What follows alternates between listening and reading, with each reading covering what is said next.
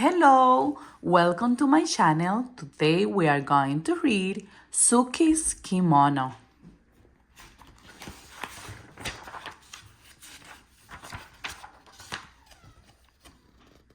On the first day of school, Suki's wanted to wear her kimono. Her sister did not approve. "You can't wear that," said Mari. "People will think you're weird." "You can't wear that," said Yumi. "Everyone will laugh and no one will play with you." "You need something new, Suki. You need something cool." But Suki shook her head. She didn't care for new. She didn't care for cool. She wanted to wear her favorite thing, and her favorite thing was her kimono. Suki Ovation had given her the kimono. The first time Suki wore it, her Ovation took her to a street festival where they slurped bowls of slippery, cool salmon noodles and shared a cone of crunchy shaved ice cream ice topped with a sweet red bean sauce. Under strings of paper lanterns, Suki joined her Ovation in a circle dance. She followed her and copied her movements, trying to be as light as a graceful. She wanted the other women and children who danced, especially those who were dressed in a cotton kimonos like her.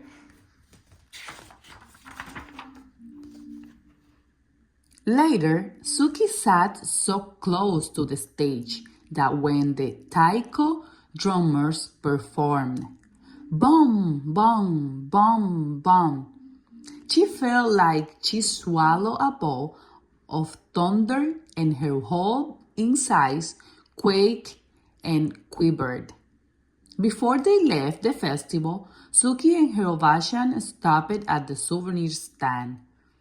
There were many things to choose from, but her Ovation found the prettiest thing of all, a handkerchief of pale pink linen, decorated with tiny maple leaves and cherry blossoms. When she gave it to Suki, she said, "This will help me remember our day." Now it was time for school. Mother checked Suki's Ovi one last time and took a picture of Mari, Yumi, and Suki together by the front steps. Then, as she watched, the three sisters made their way down the block to their school. Mari and Yumi stayed several paces ahead of Suki and pretend they didn't know her. But Suki didn't mind. She turned and waved to her mother before she clip-clopped along in her tiny red geta, feeling very pleased in her fan pattern blue kimono. Once in a while, Suki would lift her arms and let the butterfly's lips flutter in the breeze. It made her feel like she'd grown her own set of wings.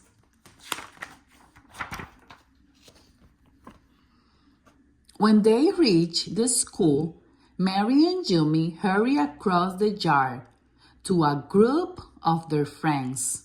Suki stopped and looked around. Some of the children turned and stared at her, and others giggled and pointed at her kimono.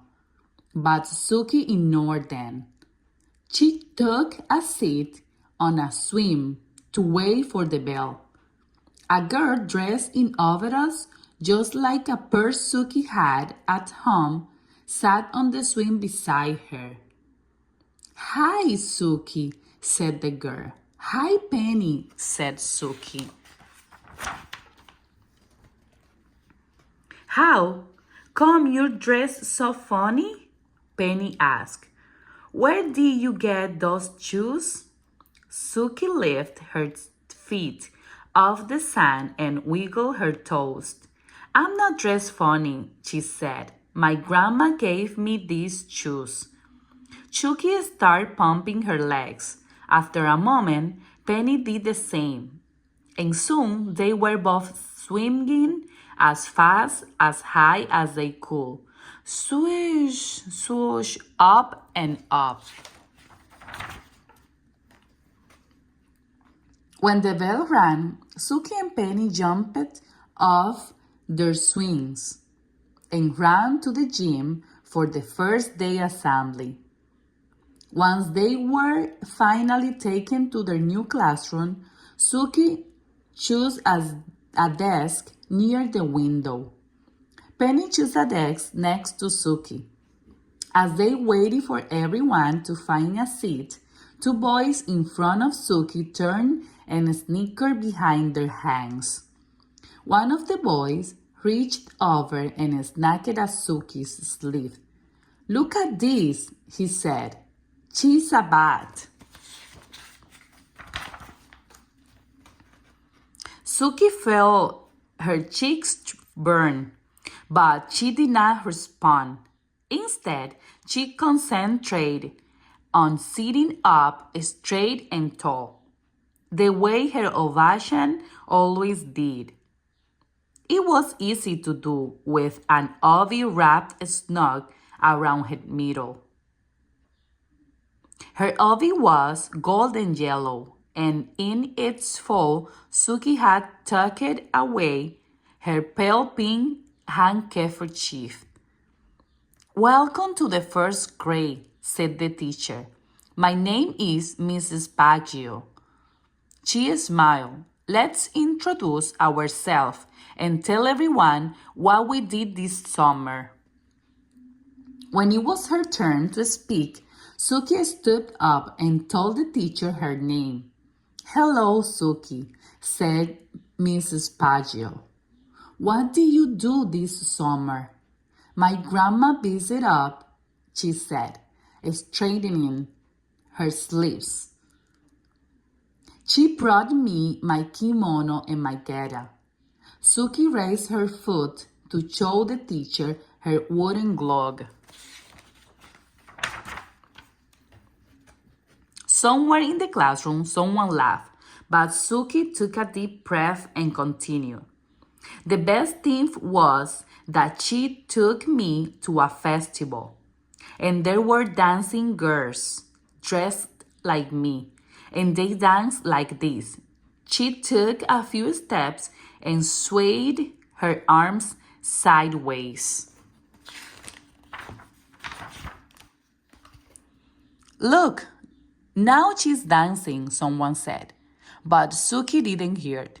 She hummed the music she remembered hearing at the festival. She remembered how it felt to dance barefoot in the open air on fresh cut grass that tickled her toes. She tried to picture the other dancers, how they moved forward in the circle with the rhythm of the music, how they stamped their feet, first right, then left, swung their arms first up, then down, how they stepped back and back and back, then clap. When Suki couldn't remember the next step, she made it up just to keep dancing. 1, 2, 1, 2, 1, 2, stop. When she finished, the room seemed very quiet. Everyone was watching her. Suki sat down, wondering if she was in trouble. But Mrs. Paggio said, "That was wonderful, Suki," and she started to clap. Then, so did Penny, And after a moment, so did the entire class. After school, as the three sisters walked home together, Mary Yumi grumbled about their first day. "No one even noticed my new sweater," said Mary. "No one even noticed my cool shoes," said Yumi. But Suki just smiled. As she clip-clopped along behind them, Suki pulled out the pale pink handkerchief from her obi and held it up over her head to catch the wind. And in her blue cotton kimono, in her shiny regatta, Suki danced all the way home. The end. Thank you for watching my channel. If you like this book, subscribe and press the thumbs up.